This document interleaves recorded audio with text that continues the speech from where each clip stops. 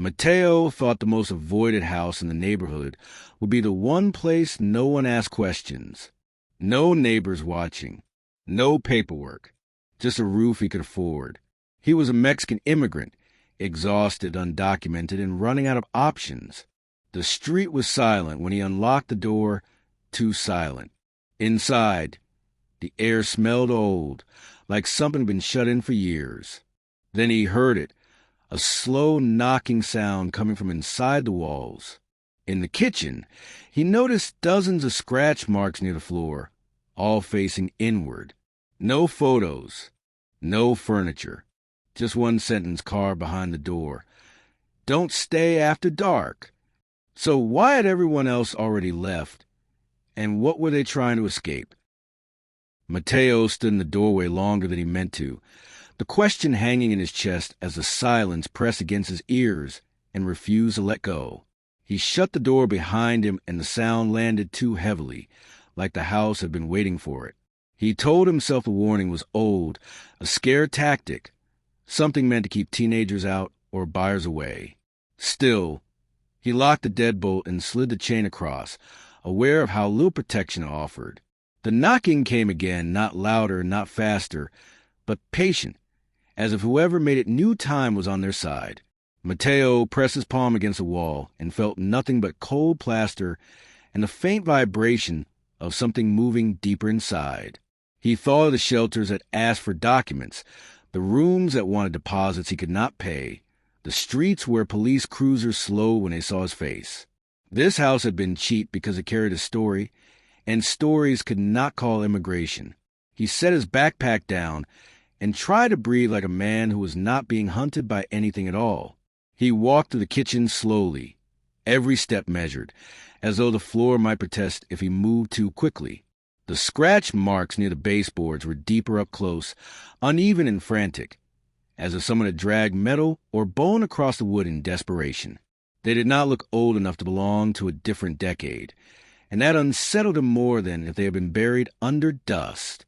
He imagined hands pressed flat against the floor, fingers curled and pulling, trying to reach the center of the room. The walls held the smell of stale water and sealed windows, of lives that had been paused instead of ended properly. Mateo opened a cabinet and found nothing but a single cracked mug left behind like an afterthought. He wondered how many people had stood where he was standing and convinced themselves the same way he was trying to now. When the knocking paused, he realized he'd been listening so hard he forgot to hear his own thoughts. He moved toward the living room, where the windows were covered with layers of paper and paint, blocking out the street completely. The absence of furniture made the space feel like a mouth with no teeth, open and waiting. Mateo ran his fingers along the wall and felt small dents, places where something had struck again and again. He remembered the way his uncle used to tap on the walls of their apartment in Sonora, checking for hollow spots before hanging anything heavy. This tapping felt similar, testing, careful, never violent enough to break through. Mateo told himself it could be pipes, animals, the settling of an old foundation, all the explanations that did not involve intent. Still, the idea that the sound seemed to move bothered him more than the sound itself. When he stood still, it seemed to stop like a child freezing during a game. The bedroom at the back of the house was darker than the rest, the only light coming from a bare bulb that flickered as if unsure it should stay on. The mattress on the floor was thin and stained, but it was a place to sleep, and that mattered more than comfort. Mateo sat down and felt the springs complain beneath his weight, a reminder that even stillness had a sound here. He thought about his mother's voice on the phone weeks ago, telling him to keep going north, telling him not to come back until he had something to show for it. He wondered what she would think of this place, and whether she would call it shelter or mistake. The knocking resumed, closer now, or maybe he was only more aware of it in the quiet room. It came in pairs, then singles, like someone counting under their breath. Mateo lay back and stared at the ceiling, trying to map the sound as something real. Sleep did not come easily, and when it did, it was shallow, filled with half-formed dreams of doors he could not open. He woke to the sound again, sharper this time, as if something had changed its mind about being patient. The clock on his phone said it was still afternoon, Light outside the house thick and unmoving. Mateo sat up and listened, realizing the knocking now came from multiple directions, not louder but more frequent. He followed it to the hallway, where the floorboards dipped slightly near the wall. Kneeling, he pressed his ear to the wood and heard not scratching but voices, muffled and strained, speaking Spanish in urgent whispers. His heart hammered as recognition cut through fear, because the words were familiar, the tone unmistakably human. Whatever lived inside these walls was not alone, and it was not ancient. He pulled away and stood, hands shaking, mind racing through possibilities he did not want to consider. The voices stopped the moment he moved, replaced by a thick, deliberate silence. Mateo thought of safe houses, of the rumors passed between migrants about places you could hide if you paid the right person. He thought of people who vanished on the journey north, not dead, just swallowed by systems that fed on fear. The scratches on the floor suddenly made sense. Marks left by people trying to stay hidden, trying not to be seen or heard. He realized the warning behind the door was not meant for intruders, but for occupants, a rule written by someone who learned it too late. The house was not empty because it was cursed, but because it was useful, and usefulness always ran out. Mateo backed away, understanding that night would change everything about this place. He checked the locks again, even though he knew they were meaningless against what he had heard. The silence returned, heavier now, as if the walls themselves were holding their breath. Mateo felt the weight of choice settle on him, heavier than exhaustion, heavier than fear. He could leave before dark and join the streets again, invisible and exposed all at once. He could stay and become part of whatever network had hollowed this house from the inside. The knocking did not return, but the absence of it felt like an answer waiting to be claimed. Mateo looked at the door, then at the walls, and felt a shift inside him from relief to dread. If the house had been abandoned, it was because someone decided it was no longer safe, and he was standing at the edge of that same decision. Mateo stayed where he was for a long time, long enough for his legs to ache and his thoughts to loop back on themselves without resolution. The house seemed to sense his hesitation and offered nothing in response. No sound, no movement, no reassurance. He imagined people folded into the walls like secrets, listening to his breathing the way he listened to theirs. The idea that they might be watching him from inches away made his skin crawl in a way the knocking never had. He reminded himself that fear had followed him across borders and deserts and checkpoints, and that this was just another shape it had taken. Still, fear had always been attached to something concrete before, a uniform, a gun, a threat spoken out loud. Here it was embedded in architecture, absorbed into wood and plaster and silence. Mateo rubbed his face and felt how tired he truly was, how thin the line between endurance and collapse had become. He stepped outside briefly, just long enough to confirm what he already suspected, that the street was as empty as it had been when he arrived. Curtains twitched in no windows, and no cars passed, and the afternoon light seemed dulled, as though filtered through something unseen. When he returned inside, the air felt warmer, heavier, like a room filled with too many people pretending not to exist. Mateo closed the door carefully, aware that any sound he made carried farther than it should. He walked the perimeter of the house, counting rooms, counting exits, building a map in his head the way he had learned to do in unfamiliar places. The walls were thicker than expected, swallowing echoes instead of reflecting them. In one corner, the floor had been patched unevenly, boards replaced in a hurry. He wondered what had been hidden there or who. The voices returned without warning as he stood near the patched floor, quieter than before but unmistakable now that he knew what to listen for. They spoke in fragments, unfinished sentences, and repeated phrases, like people afraid to finish a thought. Mateo caught words about waiting, about night, about someone who came after dark, and someone who did not leave. His chest tightened as he realized the voices did not sound panicked, only resigned. They spoke the way people do when panic has already burned itself out. He crouched and whispered back without thinking, asking if anyone could hear him. The sound of his own voice felt reckless, like lighting a match in a sealed room. The response was immediate silence, thick and absolute, as if the walls themselves had turned away. Mateo stood and backed into the hallway, heart racing, regretting the impulse that had betrayed his presence. He told himself he had imagined it, that stress and exhaustion had finally tipped him into something unreliable. Yet the memory of the voices clung to him, specific and detailed in a way hallucinations never were. He thought about the migrants he had met along the way, people who learned quickly when to speak and when to disappear. Silence, he knew, was not emptiness but strategy. Whoever was inside these walls had learned that lesson well. Mateo felt suddenly exposed, a newcomer who did not yet understand the rules of this place. The warning behind the door echoed in his mind, less like advice now and more like a boundary. He sat on the edge of the mattress and checked the time again, watching the minutes pass with an intensity that surprised him. The house changed as the afternoon wore on, the light shifting subtly, the air growing more stagnant. He noticed how the knocking never returned when the sun was high, as if something about daylight enforced restraint. Mateo wondered how long the people inside the walls had been there, and whether they marked time the way he did. He imagined them counting hours by sound, by footsteps overhead, by the approach of darkness. The thought of being trapped between walls, neither hidden nor free, made his throat tighten. He had crossed too much distance to accept another kind of confinement without understanding it first.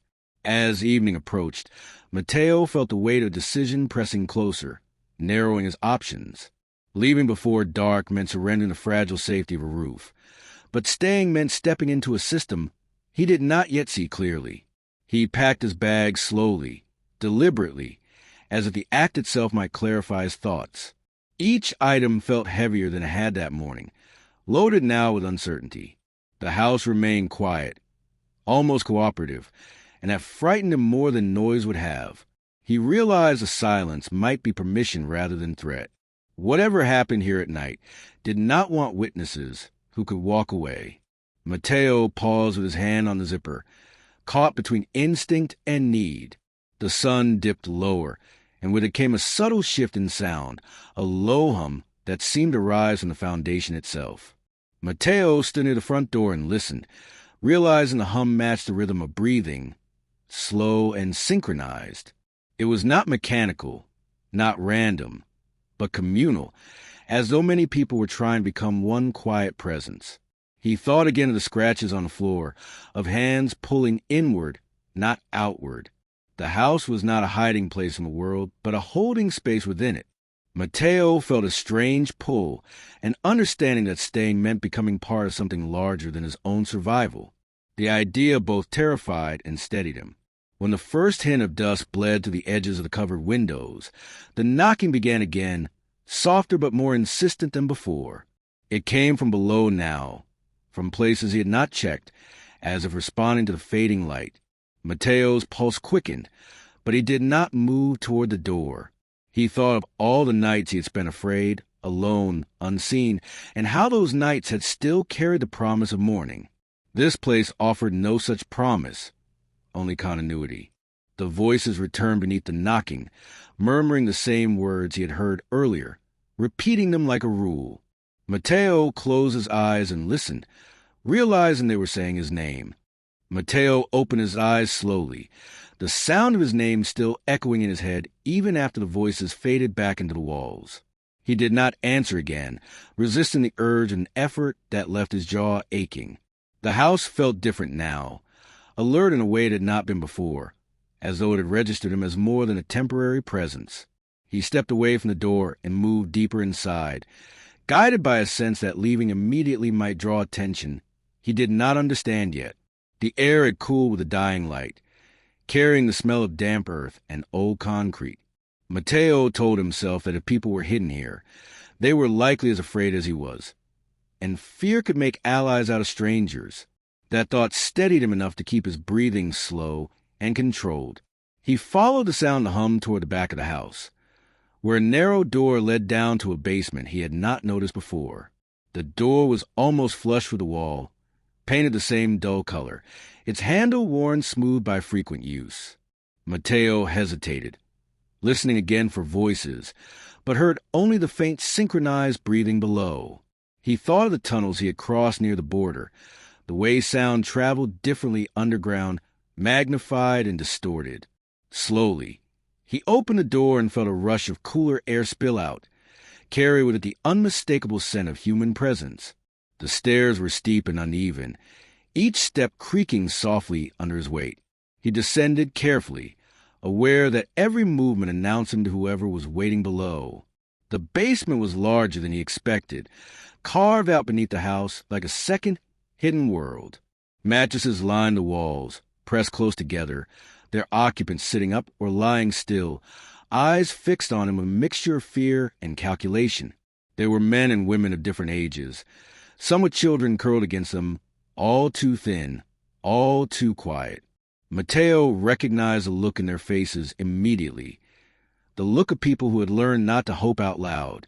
No one spoke, but the collective breathing faltered as he reached the bottom step. He raised his hand slightly, palms open, a gesture he had made many times before in unfamiliar rooms. The tension did not disappear, but it shifted, becoming something watchful instead of defensive. A woman near the center of the room finally broke the silence, her voice low and controlled as she asked how he had found the place. Mateo told the truth, explaining the cheap rent, the empty rooms, the warning car behind the door. A murmur rippled through the group at that, a sound of recognition and bitterness. The woman introduced herself as Elena, her eyes tired in a way that suggested she had not slept deeply in months.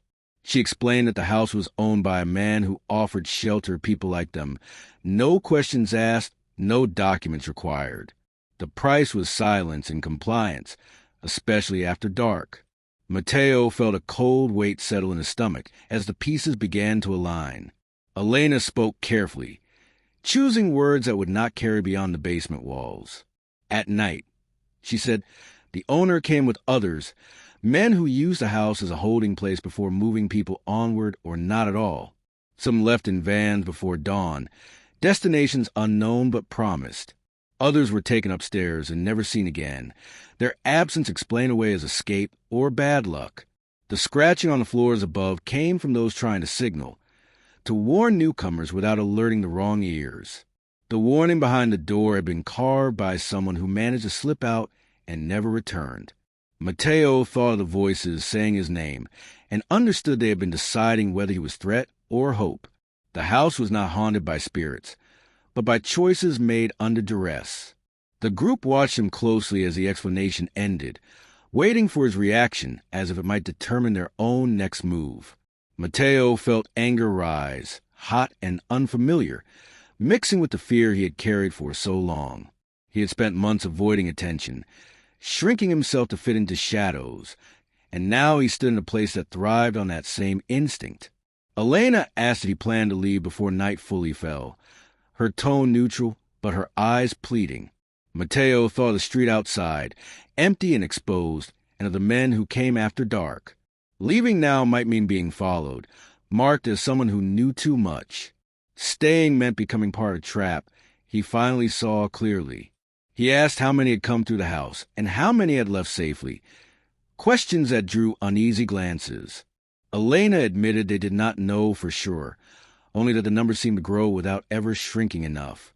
Some tried to fight, she said, but the house itself worked against them, its layout designed to confuse and contain.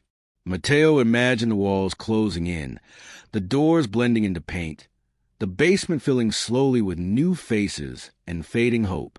He realized the silence of the neighborhood was intentional, purchased or enforced, a buffer against interference.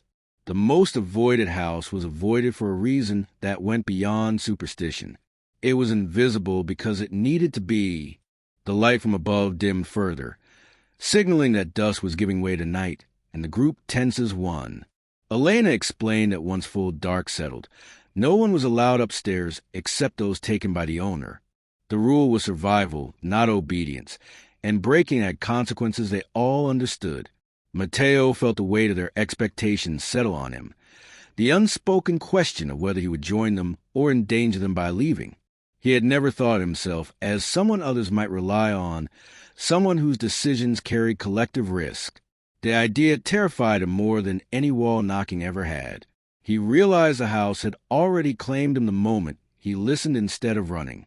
As the first sounds of vehicles approached from a distance, muffled by the walls above, Mateo made his choice without announcing it. He set his bag down beside one of the mattresses and sat, meeting Elena's gaze with a steadiness he did not feel.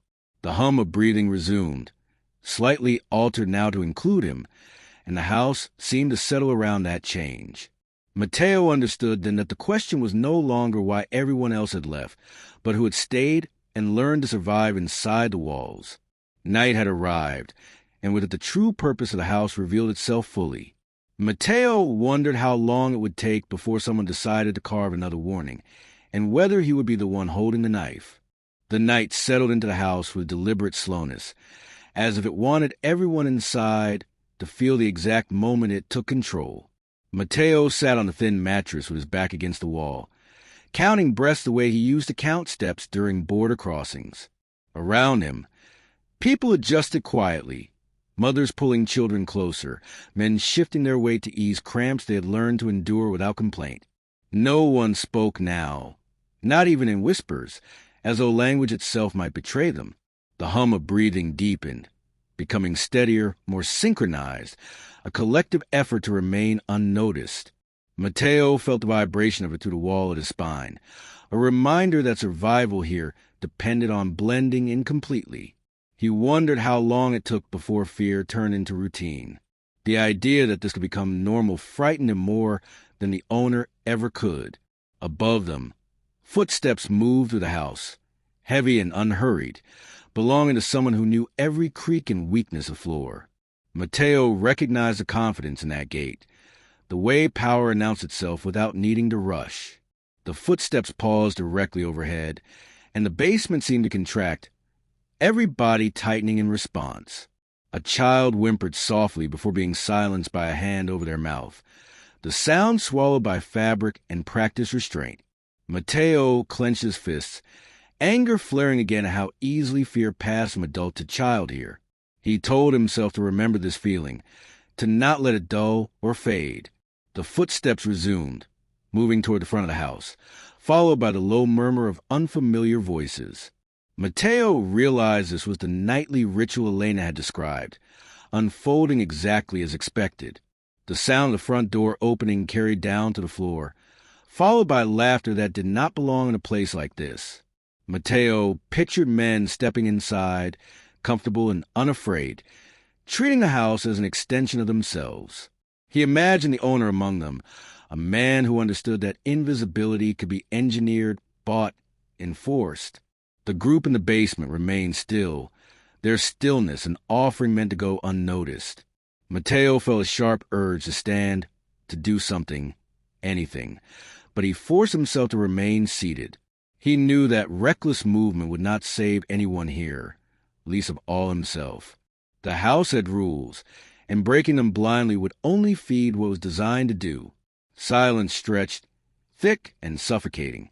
After some time, the footsteps returned, heavier now, accompanied by the scrape of furniture being moved above. Mateo listened closely, mapping the sounds, trying to understand the sequence. A door opened somewhere near the living room, followed by voices that dropped into hushed tones. He caught fragments again, promises spoken with practiced ease, assurances meant to soothe rather than inform. Someone cried out softly before being cut off, and the sound lodged itself deep in Mateo's chest. He saw Elena close her eyes, her face tightening as if she were bracing against a familiar pain. Mateo understood then that each night was an exercise in endurance, not just waiting but remembering. The house demanded witnesses who could do nothing. Time lost its shape in the basement, stretching and compressing unpredictably. Mateo's legs went numb, then burned as he shifted position carefully, mindful of the eyes around him. He wondered how many nights he could endure this without breaking, how many compromises survival would require. His thoughts drifted to the life he had imagined north of the border, modest and quiet, built on hard work and anonymity. That life felt impossibly distant now, like a story told by someone else. The reality of the basement pressed in, heavy with shared fear and unspoken agreements. Mateo felt a responsibility settling over him, unwanted but unavoidable. Knowing the truth of a place changed how you existed inside it. At some point, the voices upstairs grew louder, tinged with irritation, as if a deal had soured. A sharp bang echoed through the house, making several people flinch despite themselves. Mateo's heart pounded as he strained to hear what followed, but the sounds blurred into an indistinct tension. He realized how quickly the house could turn from hiding place to trap, how thin the margin for error was.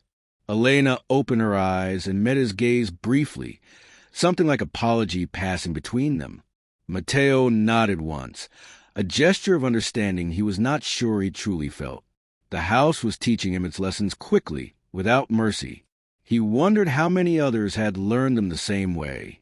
Eventually, the footsteps moved away again, retreating toward the front door with a sense of conclusion. The laughter did not return, replaced instead by clipped exchanges and the sound of keys.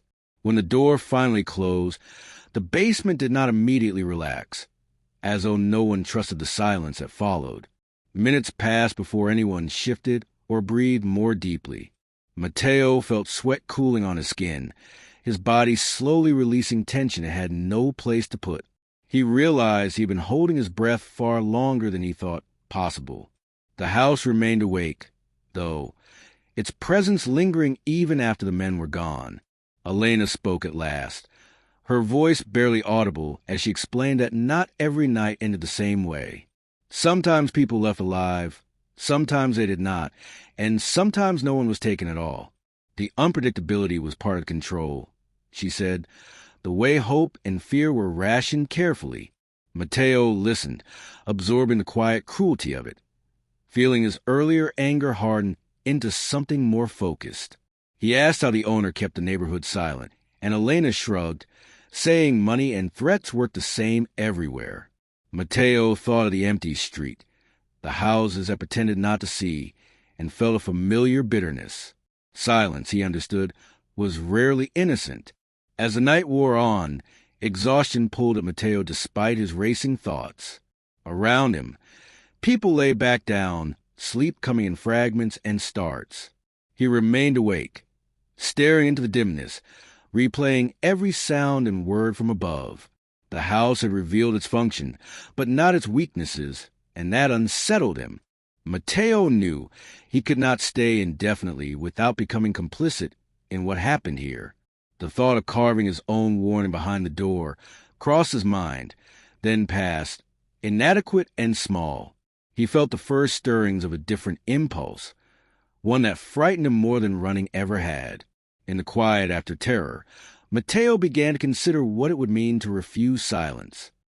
Morning did not arrive all at once, but seeped into the basement reluctantly, a diluted gray light filtering through cracks and vents that were never meant to illuminate anything. Mateo was still awake when it happened, his body stiff and sore from a night spent listening instead of resting. Around him, people stirred cautiously, as if unsure whether daylight truly meant safety. The house above remained silent, holding on to the night longer than the world outside. Mateo wondered if the owner slept elsewhere or simply waited until the next evening to resume his work. The idea that the house could be empty and full at the same time unsettled him deeply. He felt as though he had crossed an invisible threshold and could not step back unchanged. Elena moved quietly through the basement, checking on people with a practiced eye, offering water from a shared container and murmured reassurance. Mateo watched her and saw the cost of leadership etched into her movements, the way she carried responsibility without authority. She had learned to survive by managing fear, not eliminating it, and that took a toll no one could see immediately. When she reached him, she asked how long he planned to stay. The question framed a concern but weighted with necessity. Mateo did not answer right away, unsure whether honesty or caution served him better here. He asked instead how long she had been trapped in the house, and her silence answered more than words could. She finally said time stopped being useful after a while. Mateo felt a tightening in his chest as he imagined years measured only by nights endured. The group slowly dispersed upward once Elena signaled it was safe, moving with the careful choreography of people who had learned where not to step. Mateo followed, emerging into the living room where the air felt stale and bruised by what had happened hours earlier. The furniture had been rearranged again, subtle changes meant to erase evidence and reset the stage. He noticed faint stains on the floor that had been scrubbed but not fully removed, traces of lives passing through, without leaving records. The windows remained sealed, the house stubbornly cut off from the street and its ordinary rhythms. Mateo thought of sunlight as something abstract, an idea rather than sensation. The house resisted mourning the way a wound resists healing. In the kitchen, Mateo found fresh groceries laid out neatly, an unsettling sign of maintenance and control. Someone cared enough to keep the place running smoothly, to ensure the cycle continued without interruption. He imagined the owner arriving after dawn, unseen, restoring order like a landlord rather than a jailer. Elena explained quietly that supplies appeared regularly, another part of the arrangement that kept neighbors from asking questions. The house was an ecosystem, self-sustaining in its cruelty, dependent on routines everyone pretended were normal. Mateo felt anger surge again, sharper now that daylight stripped away some of the fear. He realized the house survived because it blended into patterns people recognized and ignored. Nothing about it looked like a crime from the outside. As the day wore on, Mateo listened to stories shared in low voices, fragments of journeys interrupted, and plans deferred indefinitely. Each story carried a familiar mix of hope and regret, the sense of having come too far to turn back, but not far enough to arrive. Mateo shared little of his own past, choosing instead to absorb the weight of what others had lost. He felt their words settle inside him, forming a quiet ledger of debts and injustices. The house seemed to listen too, its walls absorbing pain the way they absorbed sound. Mateo wondered if places like this multiplied, because no one counted what disappeared inside them. He thought of names erased, of families waiting for calls that never came. By afternoon, the house felt almost ordinary, the tension receding just enough to be dangerous. People cooked simple meals, cleaned carefully, avoided certain rooms without explanation. Mateo noticed how everyone instinctively stayed away from the front door, treating it like a boundary rather than an exit.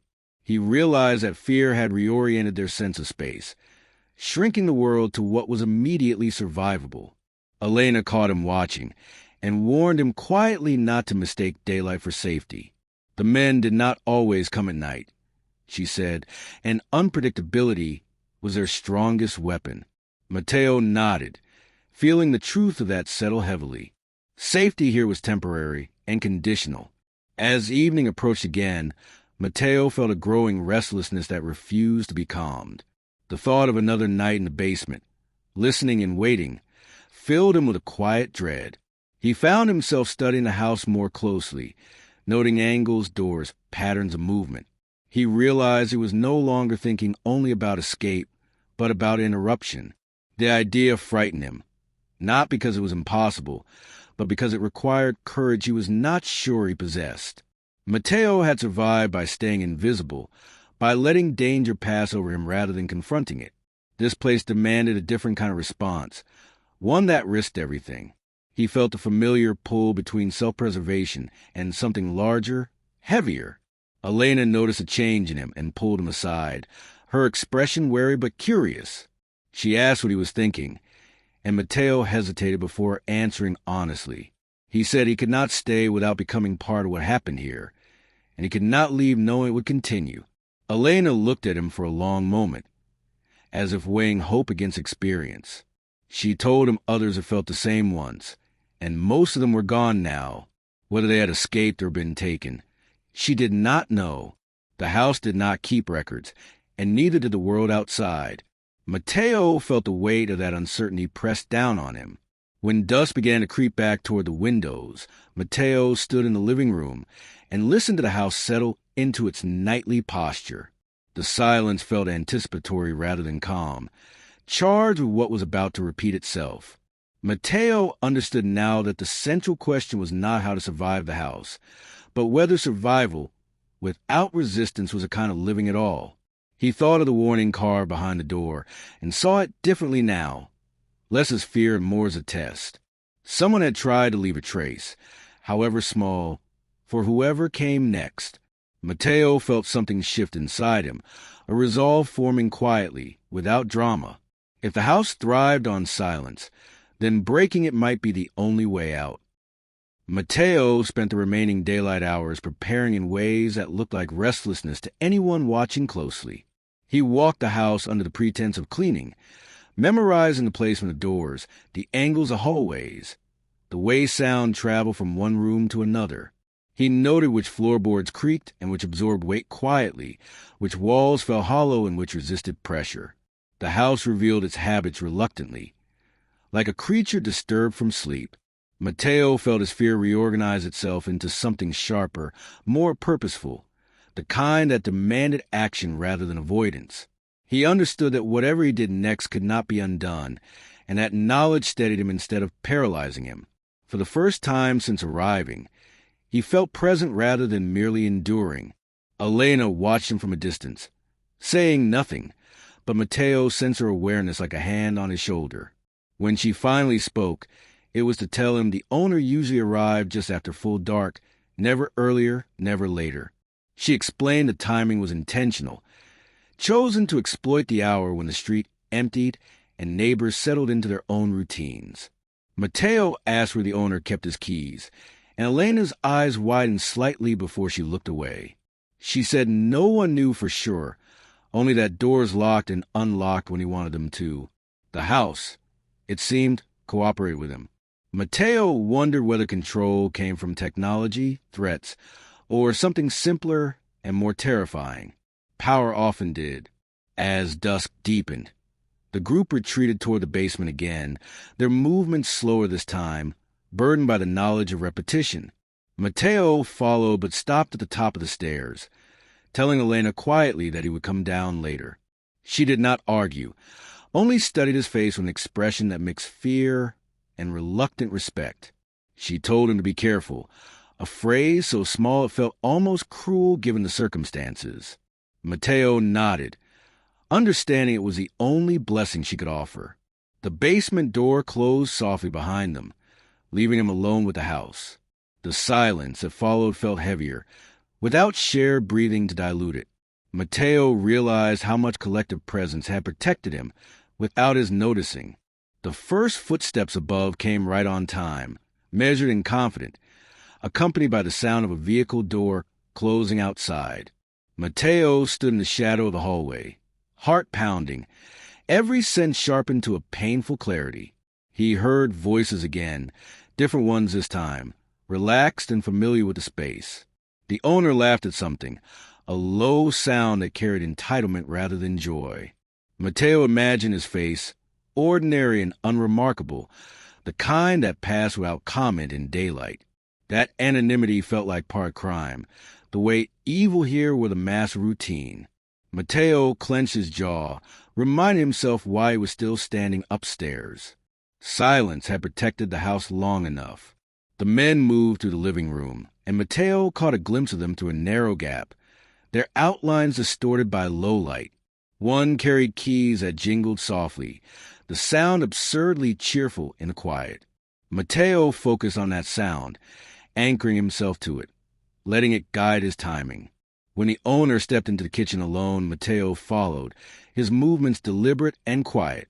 The confrontation that followed was brief and chaotic, defined more by surprise and violence. Mateo knocked the man into the counter, the clatter of metal and glass breaking the practiced calm of the house. The owner shouted, shock overtaking control, and for a moment Mateo saw fear flash across his face. The sound echoed through the house, louder than Mateo expected, and he knew there was no turning back. He wrestled the keys from the owner's hand, his mind racing as footsteps thundered toward them. The owner struggled, cursing now, his authority cracking under the sudden loss of invisibility. Mateo shoved him hard and ran, the keys biting into his palm as he sprinted toward the front door. The shouts behind him grew louder, angrier, panic threading through them. Mateo felt the house resist him, doors seeming to hesitate, space compressing in ways that made escape feel uncertain. He understood then how many before him had failed at this exact moment. He reached the front door and fumbled with the lock, hands slick with sweat, every second stretching painfully. The sound of pursuit closed in, footsteps heavy and reckless now. Mateo forced a key into the lock and turned it, the mechanism protesting before finally yielding. The door flew open, spilling streetlight into the house like a revelation. Mateo ran out into the night, lungs burning, the quiet street suddenly alive with the sound of his escape.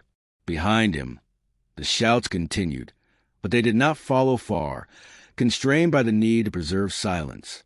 Mateo realized the house could not chase him without betraying itself. He did not stop running until the street gave way to noise and movement, until the anonymity of the city swallowed him whole. When he finally slowed, he leaned against a wall and fought for breath, adrenaline shaking his limbs. He clutched the keys still in his hand, proof that what had happened was real. Mateo understood he could not simply disappear now, not with what he knew and what he carried. The house had been breached, its silence broken, and that fracture mattered. He felt fear still, but was joined now by something steadier and more dangerous. Mateo had escaped the walls, but the story they held was still inside him, demanding to be told. Mateo did not go far that night, only far enough to put noise and witnesses between himself and the house. He spent the early hours moving through crowded streets, sitting in all-night diners and bus stations, anywhere light and motion blurred the edges of fear. The keys weighed heavily in his pocket, a physical reminder that what he'd seen could not be folded away like a bad memory. Each time he closed his eyes, he saw the basement, the faces turned upward in the dim light, the practiced stillness of people surviving by becoming invisible. He knew running forever would not erase that knowledge. By morning, exhaustion settled into his bones, but beneath it lay a clarity he had never felt before. The house had tried to turn him into silence, and it had failed. As daylight strengthened, Mateo found a payphone outside a grocery store and stood staring at it longer than necessary. He had avoided phones for months, wary of traces and records, but anonymity now felt like another kind of prison.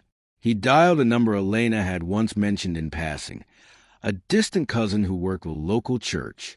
When the woman on the other end answered, Mateo spoke carefully at first, then more urgently, explaining what he had seen without naming himself fully. There was a pause, then a sharp intake of breath that told him he had been believed. The woman told him to stay where he was, to wait. Mateo hung up and felt a tremor of fear at what he had just done, followed by a fragile sense of relief. Speaking had not destroyed him the way he had been taught it would. The response was not immediate or dramatic, but it was real. Over the next days, Mateo met with people who asked questions that mattered, who listened without looking away. He handed over the keys, described the layout, the routines, the silence that protected the house. He learned that others had reported similar places, rumors dismissed for lack of proof or witnesses willing to stay. Mateo became that witness not because he was brave, but because he could no longer tolerate the alternative. When authorities finally moved on the house, it happened quietly, deliberately, without spectacle. Neighbors watched from behind curtains, surprised that something so ordinary could contain such harm. The house did not fight back. It simply yielded, its secret usefulness exhausted. Elena and the others were taken out in daylight, blinking and unsteady, their existence suddenly undeniable. Mateo watched from a distance, his face turned away from cameras, his name still carefully guarded. He saw relief and disbelief ripple through the group as they realized the night had truly ended. Some cried, some stood silently, unsure how to inhabit freedom after so long. Mateo felt a sharp ache in his chest, a mix of guilt and gratitude, knowing he had left behind only to return in a different way. He did not approach Elena, understanding that his role now was not reunion, but preservation. The story belonged to them as much as to him, and it would need careful telling. Silence had nearly erased him once. He would not allow it again. In the weeks that followed, Mateo stayed moving, working odd jobs, sleeping where he could, but something fundamental had shifted. Fear no longer felt like the center of his identity, only a part of it. He began to share the story selectively, with advocates, with journalists who proved they understood restraint. Each telling took something out of him, but it also gave something back, a sense that suffering acknowledged did not vanish into nothing. He learned that the owner of the house had relied less on secrecy than on indifference, on the certainty that no one would look too closely. Breaking that certainty had been enough. Mateo understood then that systems like this survived not because they were invincible, but because they were convenient to ignore.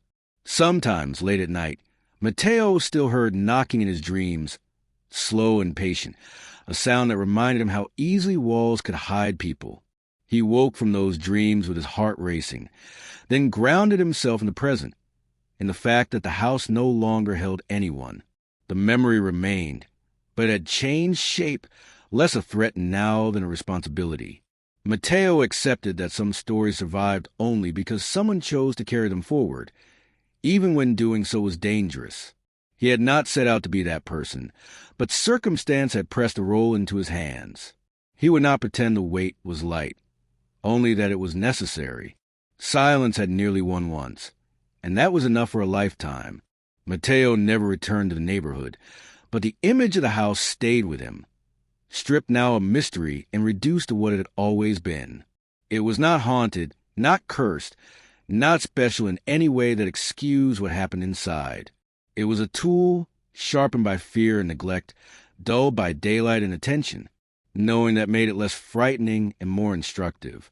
Mateo carried that lesson with him as he continued north, then sideways, then wherever work and safety aligned briefly. He remained undocumented, still vulnerable, but no longer voiceless. The house had taught him that survival, without memory, was just another disappearance. Years later, when Mateo finally allowed himself to believe he might stay somewhere for good, he told the story again, carefully and completely. He spoke of the knocking, the warning carved into wood, the people hidden in walls by a world that preferred not to see them. He did not embellish or soften the truth, trusting it to be enough. Those who listened understood that the story was not about one house, but about the cost of silence everywhere. Mateo knew then that telling it had not been an act of defiance alone, but of preservation. Some stories survive only because someone chooses to tell them, and he had made that choice when it mattered most. If this story stayed with you, subscribe to the channel for more stories that refuse silence and give voice to what was almost lost.